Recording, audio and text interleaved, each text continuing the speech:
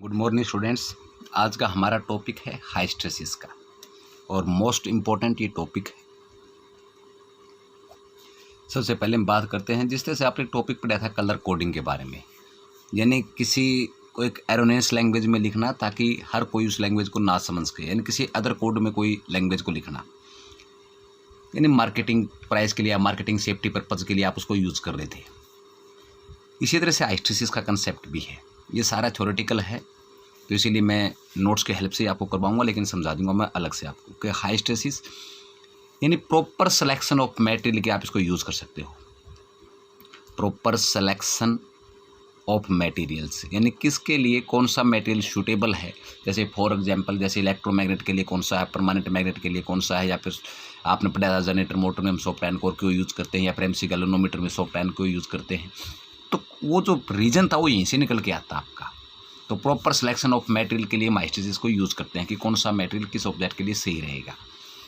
हाइस्टेसिस एक कर्व है, या हम ग्राफ प्रिपेयर करेंगे इसे हम ये भी कह सकते हैं। तो ये सिर्फ फेरोमैग्नेटिक सब्सटेंस के लिए पॉसिबल है, डाया और पैरा के लिए। डाया का तो मैग्नेटिक मोमेंटम जीरो हो जाएगा आपका, सिर्फ फेरोमैग्नेटिक सब्सटेंस के अंदर ये पॉसिबल है आपका। आप डाया और पैरा को हाइस्टेसिस साइकिल के अंदर नहीं ले सकते, सिर्फ फेरोमैग्नेटिक सब्सटेंस सूटेबल माने जाते हैं इसके। तो इसमें होता क्या है, सपोज करो कोई फेरोमैग्नेटिक सब्सटेंस ले लिया आपने, चाहे वो सॉफ्ट आयरन कोर के रूप में ही हो। ये आपका H जो है ये मैग्नेटाइजिंग फील्ड है आपका, ये इंटेंसिटी ऑफ मैग्नेटाइजेशन है।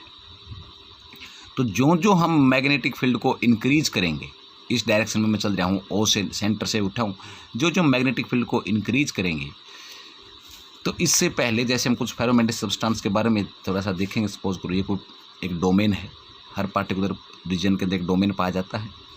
तो इस तरह से हम दिखा सकते हैं कि डोमेन है, तो कोई आप इस तरह से डोमेन है, हम कह सकते हैं कि इसके अंदर जो ये आपके यूँ बना लो आप, इसमें अगर ये आपके स्पिनजेलिंग्स हो रहे हैं इस तरफ से, कोई यूँ हो रहा है, एक पार्टिकुलर जोन में सबके पैरेलल में मिलेंगे ये पार्टिकुलर जोन, कोई किसी डायरेक्शन यूँ है, किसी डायरेक्शन यूँ है, ये आपका आइसोलेटेड फॉर्म में है।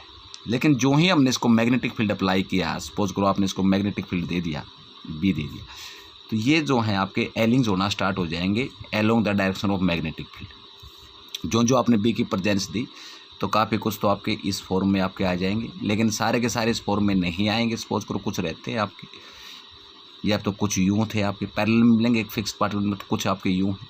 तो मैग्नेटिक फील्ड को इंक्रीज किया तो ये इसके अलोंग में कुछ तो आपके जो है आपके एलिंग्स होना स्टार्ट कर जाएंगे। तो इंटेंसिटी जो है वो मैग्नेटाइजेशन की वो बढ़ती जाएगी। हमने सारे के सारे मैग्नेटिक फील्ड के अलोंग में करने हैं, तो इस केस की तुलना में इसमें इंटेंसिटी आपकी बढ़ती जा रही है। जो जो और अगर आपने मैग्नेटिक फील्ड को बढ़ाया तो ये कुछ नेक्स्ट स्टेज के अंदर ये भी फिर आपकी इसी डायरेक्शन में हो जाएंगे, लेकिन सारे के सारे नहीं हो रहे। तो जो जो हम मैग्नेटिक फील्ड को इंक्रीज करते जा रहे हैं तो जो इंटेंसिटी ऑफ मैग्नेटाइजेशन है वो भी आपकी इंक्रीज होती जा रही है। और जब ये सारे के सारे जो हैं आपके एक सेम डायरेक्शन के अंदर ये हो जाएंगे, जो जो आप मैग्नेटिक फील्ड को इंक्रीज करते रहोगे, तो ये इसी डायरेक्शन के अंदर ये आपके एक ऐसी स्टेज आ जाएगी कि सारे के सारे आपके यूं ही एलिंग्स में हो जाएंगे। तो इस स्टेज के ऊपर जो मैग्नेटिक फील्ड होगा वो भी आपका मैक्सिमम होगा, और ये आपकी बी की डायरेक्शन है। तो ये वो स्टेज है जहाँ पर सारे के सारे आपके इसके पैरेलल में एलिंग्स होंगे आपके, यानी यहाँ पर इंटेंसिटी आपकी मैक्सिमम हो जाएगी इस फील्ड पे, इस स्टेज के ऊपर। लेकिन जो ही हमने इसको अपोजिट में करना स्टार्ट किया, यानी मैग्नेटिक फील्ड को आपने डिक्रीज करना स्टार्ट किया, पहले आप इंक्रीज कर रहे थे, अब आप इसको डिक्रीज कर रहे हो, तो डिक्रीज करोगे आप तो आपका तो कम ही है। जैसे सपोज करो आपने एल नाम दे दिया इसको, आप ओ से एल, फिर आप एल से ओ आओगे, तो इंटेंसिटी अगर ये ए पॉइंट है आपका, ओ से ए नहीं जा रही इंटेंसिटी, तो फिर ए से इंटेंसिटी आपकी ओ से ए पाथ फॉलो कर रही है। लेकिन जब आप एल से ओ यानी मैग्नेटिक फील्ड को आप रेड्यूस करोगे, डिक्रीज करोगे, तो ये इंटेंसिटी आपकी डिक्रीज ज़रूर होगी, लेकिन उसी पाथ में नहीं होगी जिस पाथ में ये पहले इंक्रीज होते वक्त जा रही थी। यानी ओ से ए की बजाय ये आपकी पाथ फॉलो करती है ए से बी, तो ए से बी पाथ फॉलो करती है आपकी, तो ये इंटेंसिटी आपकी पाथ फॉलो करेगी ए से बी। इसका मतलब क्या हुआ, इसका मतलब ये हुआ कि पहले आपने मैग्नेटिक फील्ड को आपने इस तरह से इंक्रीज किया तो ये सारे के सारे डायरेक्शन में एलिंग्स हो गए। लेकिन जो ही हम मैग्नेटिक फील्ड को अगर आप डिक्रीज कर रहे हो, सपोज करो आपने डिक्रीज करना स्टार्ट कर दिया, तो फिर ये आपके उसी ऑर्डर के अंदर नहीं होंगे जिस ऑर्डर में ये पहले थे, लेकिन हमने लेके आना है इनको उसी ऑर्डर में। तो मैग्नेटिक फील्ड तो आपका जीरो हो गया, लेकिन ये सारे के सारे उसी फॉर्म में नहीं आए जिस फॉर्म में ये पहले थे, जैसे इस फॉर्म में थे ये। उस फॉर्म में नहीं आए। तो इनको फिर उस फॉर्म में लेके आने के लिए हमने मैग्नेटिक फील्ड को इंक्रीज करना पड़ेगा रिवर्स में, इन रिवर्स डायरेक्शन। पहले डायरेक्शन ये थी ना, तो अब इस डायरेक्शन में। तो जब इसको इस डायरेक्शन में इंक्रीज करेंगे मैग्नेटिक फील्ड को रिवर्स डायरेक्शन में, तो ये जो इंटेंसिटी जो बची हुई थी ये घटती घटती घटती घटती घटती घटती आपकी इंटेंसिटी जीरो हो जाएगी। तो इस स्टेज के ऊपर आके जो आपकी इंटेंसिटी है वो जीरो हो जाती है। तो ये जो बचा हुआ है इसको बोलते हैं हम रिटेंटिविटी। ये आपकी रिटेंटिविटी कहलाती है, रिटेंटिविटी। यानी कह सकते हैं ये इंटेंसिटी की वो वैल्यू है जहाँ पर मैग्नेटिक फील्ड तो आपका जीरो हो गया, लेकिन ये आपकी जीरो नहीं हुई। यानी मैग्नेटिक फील्ड को रिवर्स में इंक्रीज करने के बाद भी ये उसी फॉर्म में नहीं आई, लेकिन इस स्टेज के ऊपर आके आपकी रिटेंटिविटी जीरो हो गई। यानी यहाँ पर आके वो सारे के सारे उसी फॉर्म में वापस आ गए जिस फॉर्म में वो पहले थे। लेकिन मैग्नेटिक फील्ड आपका जीरो नहीं, रिवर्स में इंक्रीज हो चुका है। तो जब ये रिवर्स में इंक्रीज हो रहा है और अगर हम इसको और इंक्रीज करें रिवर्स में, तो फिर ये अपोजिट में एलिंग होना स्टार्ट कर देंगे धीरे धीरे, फिर अपोजिट में चलना स्टार्ट कर देंगे। यानी इस पहले यूँ थे ना ये, तो ये फिर धीरे धीरे यूँ हो जाए, कुछ यूँ है कुछ यूँ है, एक अलग अलग डोमेन में। फिर आप मैग्नेटिक फील्ड को रिवर्स में इंक्रीज करोगे तो धीरे धीरे फिर ये भी आपके यूँ एलिंग्स होना स्टार्ट कर दोगे। तो वो स्टेज है कि जब रिवर्स में मैग्नेटिक फील्ड को इंक्रीज करा जाएगा तो ये धीरे धीरे रिवर्स में एलिंग्स होना स्टार्ट कर देंगे इस तरह से। तो एक स्टेज के ऊपर जाके सारे के सारे यहाँ आपके रिवर्स में भी सेट हो जाएंगे। फिर यहाँ पर सैचुरेशन स्टेज आ गई, इसके बाद पॉसिबल है नहीं। तो फिर जो ही हमने फिर आपको डिक्रीज करके देखा तो फिर ये आपकी इस तरह से साइकिल आपका चल पड़ता। तो ये सारे के सारे अपोजिट में हो जाते। तो इस स्टेज पर आके फिर मैग्नेटिक फील्ड पर आप वापस आ गए, इस तरह से मैग्नेटिक फील्ड को लेके ओ पॉइंट पर आ गए, डिक्रीज किया तो आपने। तो यहाँ पर तो ये सारे के सारे एलिंग्स आपके उसी फॉर्म में नहीं आ पाए जिस फॉर्म में वो पहले थे। तो ये जो आपका ये रिटेंटिविटी कहलाता है। फिर इसको हमने वापस उसी फॉर्म में लेके आने के लिए मैग्नेटिक फील्ड को इंक्रीज करे थे, फिर अब उसको अपोजिट डायरेक्शन में फिर इंक्रीज कर देंगे। तो धीरे धीरे फिर वो सारे के सारे उसी फॉर्म में एलिंग्स हो जाएंगे जिस फॉर्म में वो पहले थे आपके, इस फॉर्म में। तो सारे के सारे फिर वो पैरेलल में सेट हो जाएंगे आपके मैग्नेटिक फील्ड की डायरेक्शन में। तो इस तरह से हम कहते हैं मैग्नेटाइजेशन और डीमैग्नेटाइजेशन एक साइकिल आपका कंप्लीट होता है।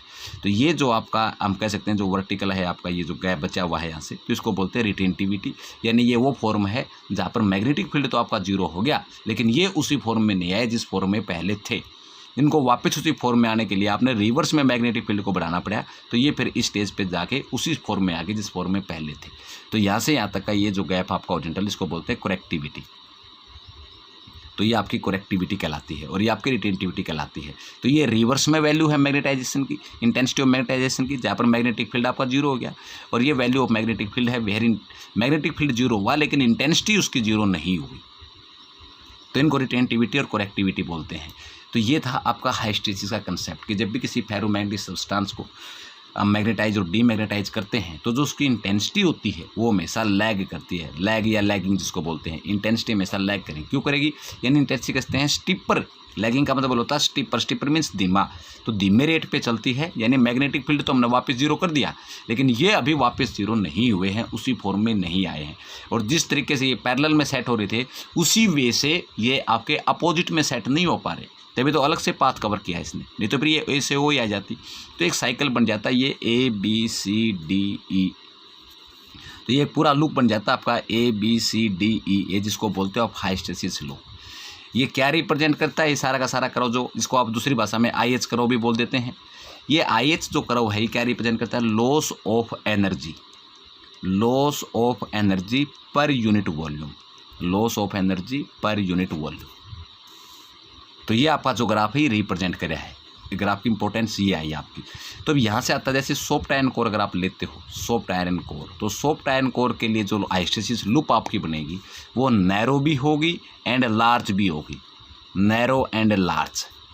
तो नैरो एंड लार्ज का मतलब क्या हुआ कि जितनी ये नैरो एंड लार्ज होगा उतना ही loss of energy per unit volume minimum होगा, कम से कम होगा। इसलिए सॉफ्ट आयरन कोर को हम यूज़ करते हैं ताकि loss of energy per unit volume आपका कम से कम हो। क्योंकि जो लॉस हो रहा है आपका, उस लॉस को आप रिकवर नहीं कर सकते। वो लॉस जो हुआ है वो फॉर्म ऑफ हीट की फॉर्म में हुआ है, इसलिए उनको आप कैंसिल भी नहीं कर, भरपाई भी नहीं की जा सकती उनकी। तो जितना मिनिमम लॉस होगा उतना ही आपके लिए सूटेबल होगा। तो सॉफ्ट आयरन कोर को हम इसलिए यूज़ करते हैं। जबकि स्टील के लिए अगर आप यूज़ करते हो हाइस्टेसिस करो, तो उसमें जो करो आपका बनता है वो वाइड एंड शॉर्ट बनता है, वाइड एंड शॉर्ट। और वाइड एंड शॉर्ट जितना होगा उस चीज़ को उतना ही डीमैग्नेटाइज करना मुश्किल होता जाएगा। यानी जितना ये कर्व आपका वाइड एंड शॉर्ट होगा उस चीज़ को इजीली डीमैग्नेटाइज नहीं किया जा सकता। और कुछ क्वेश्चन आगे मैं डाल भी दूंगा, इसकी रिटेंटिविटी और करेक्टिविटी के ऊपर बनते हैं कि किस मटेरियल के लिए रिटेंटिविटी और करेक्टिविटी की वैल्यू ज़्यादा पाई जाती है या फिर किसके लिए कम पाई जाती है। तो इसको हाइस्टिस कर्व हम बोल देते हैं। तो ये था टॉपिक समझाने का, मैं आप उसको पढ़ा देता हूँ कि lagging of the intensity of magnetisation behind the magnetising field. Lagging का मतलब स्टिप पर दी मेरिट के ऊपर चलना हो। So during the process of magnetisation and demagnetisation of a ferromagnetic material.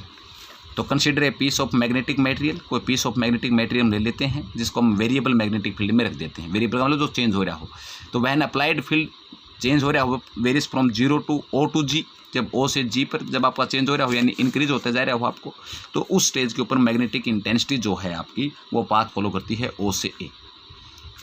तो as the field is decrease from G to O, जब आप उसको डिक्रीज करोगे आपका तो magnetic intensity does not follow the path A to O। वो इसी path को फॉलो नहीं करती बट A टू B, लेकिन एक अलग से पाथ कवर करती है। और as the field is gradually decrease, उसको हम और डिक्रीज करते जाएं आपकी, तो उस स्टेज के ऊपर जैसे O से K आया तो यहाँ पर तो इंटेंसिटी उसकी इंटेंसिटी जीरो नहीं हुई थी उसकी, लेकिन मैग्नेटिक फील्ड आपका जीरो हो चुका था। इसको जीरो करने के लिए आपने रिवर्स में मैग्नेटिक फील्ड को और इंक्रीज करना पड़ा। तो as field is gradually varied back from O to K, तो I follows a path B to D। तो जो है इंटेंसिटी है आपकी वो B से D पाथ फॉलो करती है आपकी। तो थस वी फाइंड दैट कि I always lags behind the H की इंटेंसिटी जो होती है वो H के हमेशा बिहाइंड में लैग करती है। तो we get a graph as shown in figure, जो लुक ABCD पे आपको दिखाई गई है। तो इसमें दो शब्द आए हैं, रिटेंटिविटी और करेक्टिविटी। तो value of intensity of magnetisation of a material when magnetising field is reduced to 0। जहाँ पर मैग्नेटिक फील्ड रेड्यूस होता था 0 हुआ था, लेकिन इंटेंसिटी आपकी 0 नहीं हुई थी। और उस इंटेंसिटी को 0 करने के लिए आपने रिवर्स में मैग्नेटिक फील्ड को इंक्रीज करना पड़ा था। इसी तरह से करेक्टिविटी है तो वैल्यू ऑफ रिवर्स मैग्नेटाइजेशन, अभी रिवर्स आ गया ना, तो value of reverse magnetisation of field required to reduce the magnetic field या मैग्नेटिज्म इज 0।